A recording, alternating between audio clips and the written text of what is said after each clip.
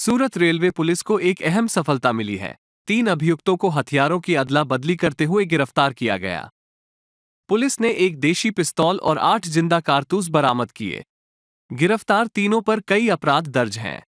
हथियार बदलने के दौरान पुलिस को देख तीनों बैग छोड़कर भाग गए। पुलिस ने पीछा कर तीनों को गिरफ्तार कर लिया। अमर सालुंके, शशिकांत कुशवाहा और कार्तिक को गिरफ्तार कर लिया।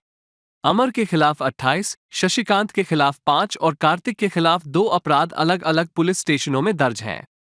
ગઈ તારીખ 17-18ના રોજ સુરત રેલવે સ્ટેશન ખાતે આશરે 3:00 વાગ્યાના સુમારે સવારના 18 તારીખે પૂરી સુરત ટ્રેન એક આવે છે, જેમાં પ્લેટફોર્મ નંબર 3 ઉપરથી એક નંબર ઉપરના પ્લેટફોર્મ નંબર 1 ઉપર આવવાના બ્રિજ ઉપર 3 માણસો કંઈક એક માણસ આવી અને બીજા 2 માણસને એક બેગ આપતા નાઇટના જે પોલીસ કર્મચારી અને હોમગાર્ડના જવાનો હતો એમને જોતા તેઓ બેગ નાખી અને 3 જણા ભાગી ગયેલા અને એ બેગ પોલીસ કર્મચારીઓ અને જે હોમગાર્ડના જવાન હતા તેમના મારફતે ચેક કરતા તેમાંથી એક દેશી પિસ્ટલ અને 8 જીવતા કાર્ટ્રીજ મળી આવેલા, જે ગુનો જે તે વખતે અનડિટેક્ટ રહેવા પામેલો અને તે અનુસંધાને જે એલસીબી વડોદરા રેલવેના પીઆઈ શ્રીની એક ટીમ અને સુરત રેલવે પોસ્ટના પીઆઈની જોઈન્ટ ટીમો બનાવી અને એ દિશામાં આગળ વધુ તપાસ શરૂ કરેલી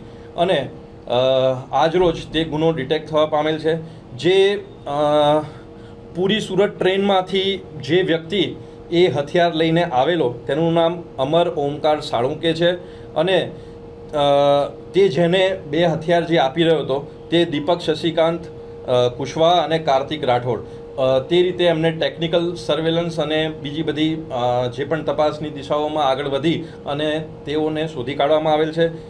bureau report, voice India TV.